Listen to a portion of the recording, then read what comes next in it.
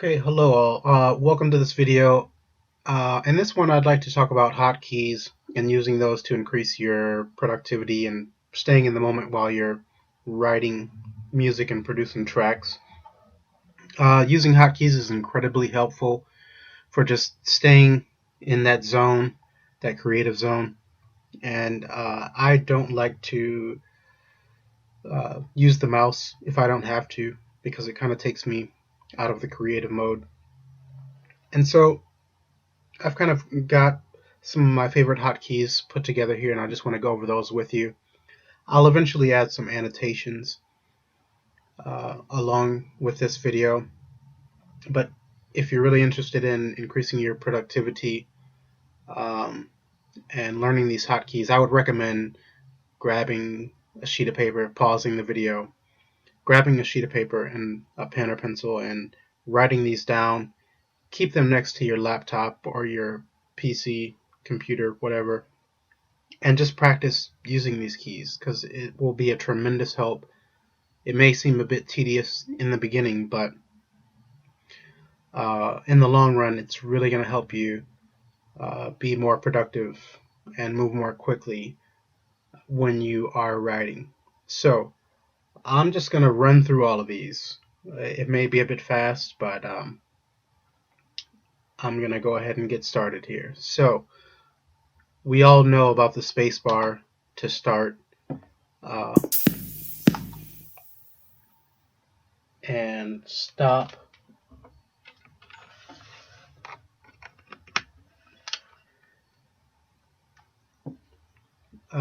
To start and stop playing. This is the same with any DAW.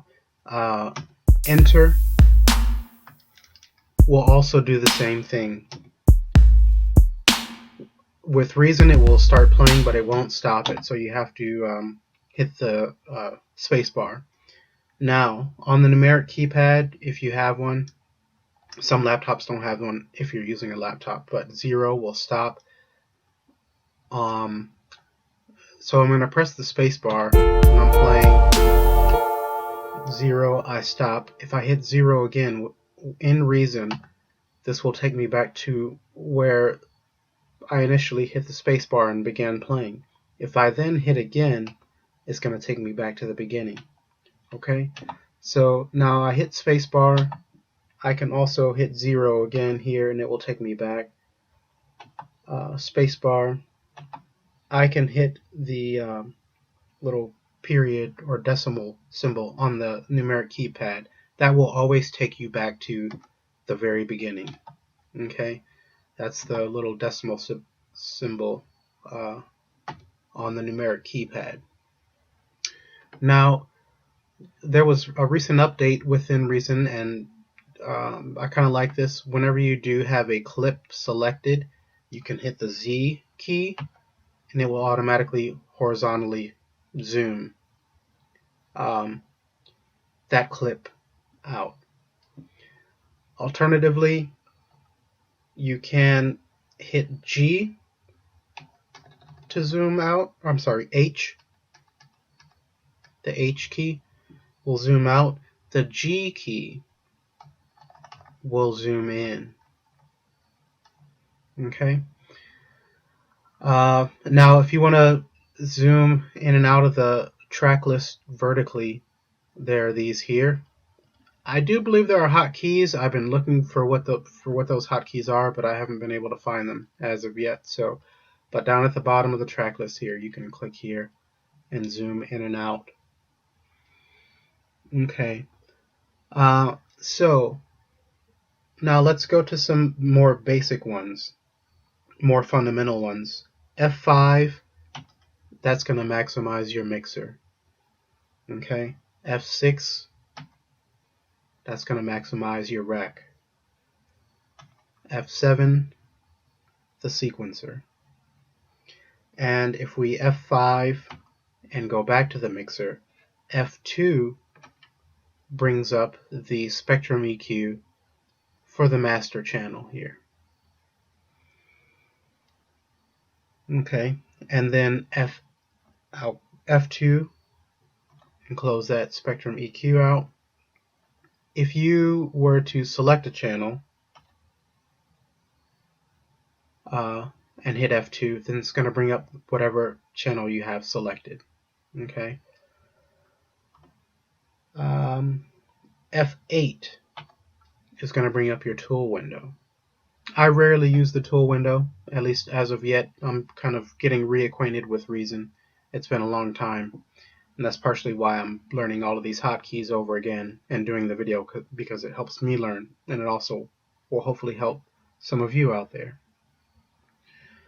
Okay, so F8 for the tool window. And I'm going to F6, bring up the rack. You all know that tabbing will flip the rack around so that you can do manual routing of cables here if you wish. And that brings me to the next hotkey, which is K, and it looks like it's already on. That will declutter cables. So hitting the K will declutter so that you can see. Sometimes if you have a lot of cables routed in the back, you can't see what's written behind those cables, and so hitting K will alleviate that problem. Within the edit menu, you can go to preferences, and there's appearance reduce cable clutter settings. So when you do hit the K, you have three options here which you can choose from. So just refer to the manual on that. I'll do another video going into more detail on the preferences window, but just know that those are there. You have several options for choosing what will be hidden when you hit the K key. So I'm going to tab back to the front. Okay, I'm going to F7 and bring up the sequencer, and Control T will add another audio track. Okay. If you'd like to record on that audio track, just hit the asterisk button on the numeric keypad. Okay, and I just hit it again and turned off the recording. Then I hit the space bar and stopped it. If you do want to, I've got my loop positions, left and right loop position markers set here. If you do want to have loop on, you can press the / button on your numeric keypad. You see that we're down here. It will turn that on and off. Alternatively, you can hit the L key on your keyboard. Okay, and speaking of the loop locators, on the numeric keypad, if you press 1, it's going to take you to the left locator. If you press 2, it's going to take you to the right locator. And something else that I really like a lot is if you, instead of dragging your loop locators to where you want them to be, there is a function where you can highlight a clip. Say I want my loop locators here. You select the clip in the bars area where you would like it and hit Control L, and it automatically sets them there for you. Okay, so I'll select that one and hit Control L, and there I've got my loop locator set. I can hit / or L and turn my loop on here. Okay.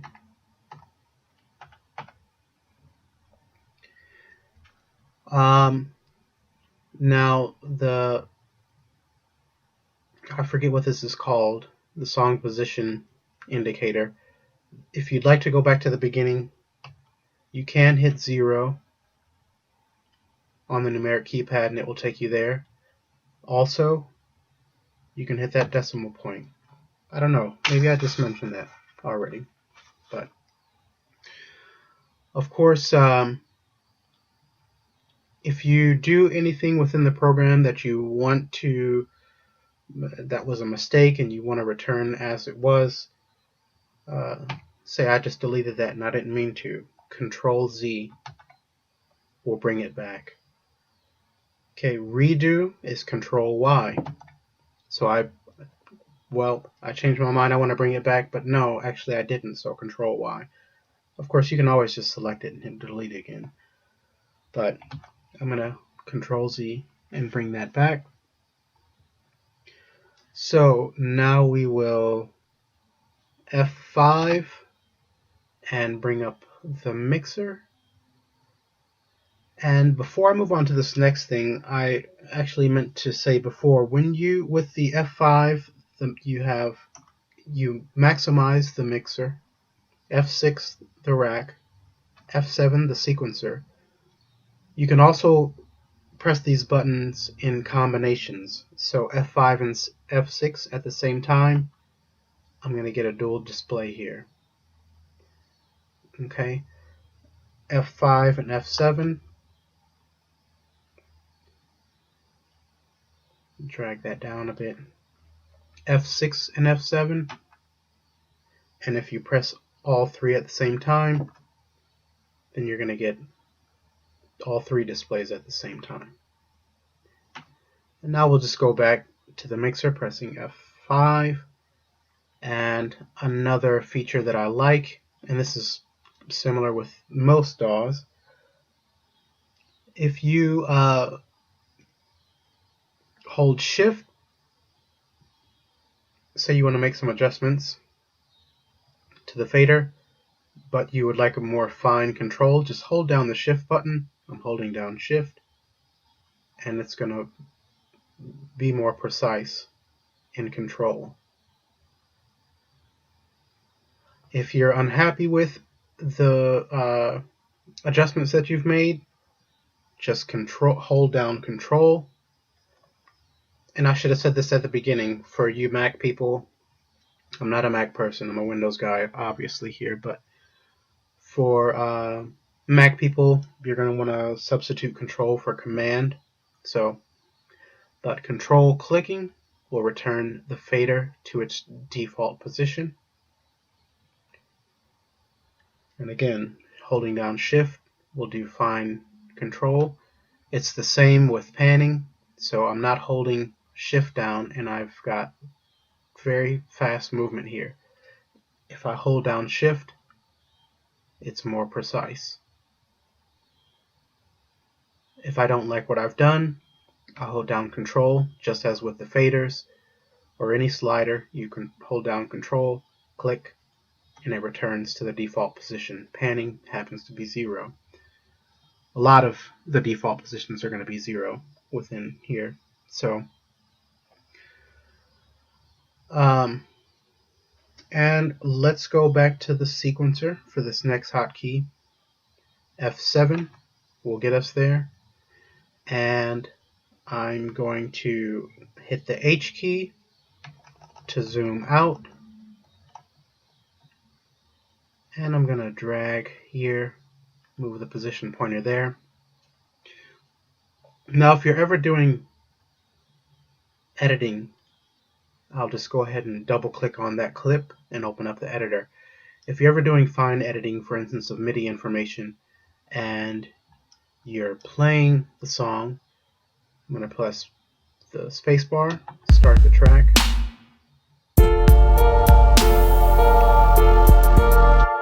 Now I'm remaining on the same area from where I started, and that's how I like it most times. But if you would like for the arrange pane to follow along with the song position pointer, if you hit the F key, I just press the F key, and then now we'll press the space bar and start the song again. And it's going to follow along with that position pointer.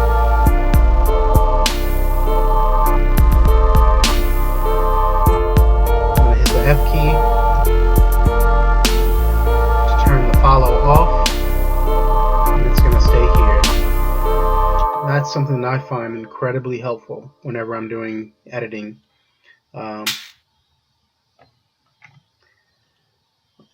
Particularly with MIDI information here. Okay, and so I'm going to escape out of this. This is another thing when you're doing editing in MIDI. You can always just hit escape, or I'm going to, if you have a MIDI clip here, you can double click it to go into the editor. I'm going to hit escape. You can also hit enter, and another option you have to leave the editor is to hit enter again. Okay.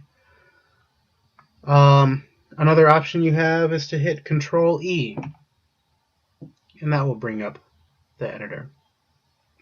And unfortunately, I don't have any audio recorded within the sequencer. I'm hitting F7. Let me escape from there. I don't have an audio track. I should have done that. But if you did have audio recorded here and you were to hit Control E or double click, that's going to bring, well, if you hit Control E, that's going to bring up the comp editor with the audio clip. Now, if you double click on it, it's going to open up the inline editor, and that's going to show you all of the slice points that Reason has created for that particular clip and that waveform. So there is a difference there. I'll make a video covering that a bit later. Let's see. One other feature that I'm sure most of you are aware of, I'm going to hit G and zoom out a bit. Okay, and one other thing here, if you have G for shrinking this here horizontally and H for widening. Another option is you can hold down Shift and the song navigator here at the bottom, drag up or down while holding Shift, and you can zoom in and out horizontally while also moving left or right. Okay. But what I was getting to next is one other feature that I like is if you want to duplicate this, of course you can always right click and copy.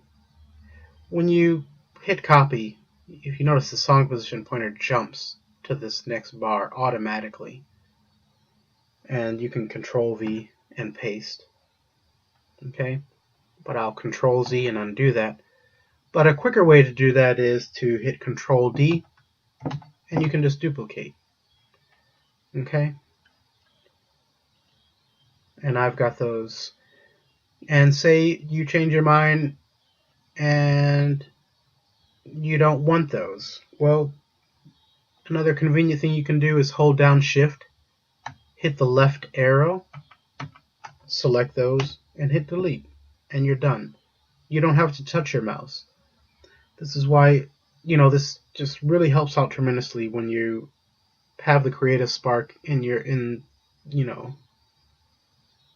the spirit of writing music, and you don't want to have to keep reaching for the mouse and to take you out of that side of the brain, the creative side of the brain, with the technical aspects of using a computer. When you're using the keyboard, it's more similar to playing an instrument, in my opinion. So I guess I'll kind of wrap up here. There's a couple more things. On the numeric keypad, I'm going to zoom out. So the G key on the keyboard. On the numeric keypad, if you want to rewind the song position pointer here, 4 and 5 are the ones you'd like. So 4 is rewind, 5 is fast forward. 7 and 8 accomplish the same thing. I'm not sure, I'm surprised actually that they both do the same thing, but but they do. So that's how it is. And so I think we'll stop here. There are still some other hotkeys that I like. One other important one is snap. Turning snap on and off. Just press the S key. Snap is here. Okay. Press the S key, it's off. If you want your click track, down here, hit C. Okay. Also, if you are, say, on the road and you don't have a MIDI controller and you want to use your laptop keyboard to play instruments, just hit F4 and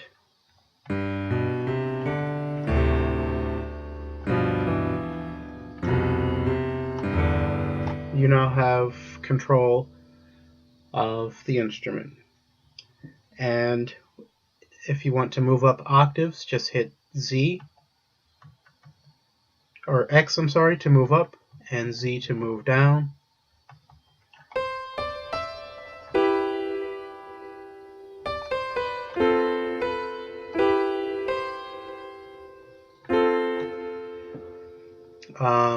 And you can see that up here, when you do hit those, you get a visual representation of where you are on the keyboard there. And just the same here with the number keys, you can change the velocity, because when you're using your computer keyboard, it's going to play at one static velocity. There is no it's not the same as a MIDI controller. So you can change that velocity information by hitting the number keys, not on the numeric keypad, but above the QWERTY keyboard. 7 drops it down to 84, 5, 56, and so on. Okay. You also have the option here to vary the velocity information. And you have several different options if you don't want them all to be at 98% or 98. And now F4 to close out of that. And I'll G to shrink that out. And I've got something happened there. And I made this little ditty for this video when I haven't even used it at all, so since I'm done, I'll just go ahead and put the position pointer back to the beginning of the track, and I'll just play that for the end of the video. So thanks for taking the time to watch. I hope you decide to make notes of these hotkeys and put them up and practice with them, refer to them, because it will help you out tremendously in working more quickly in your music production. Alright, take care everyone. Bye-bye.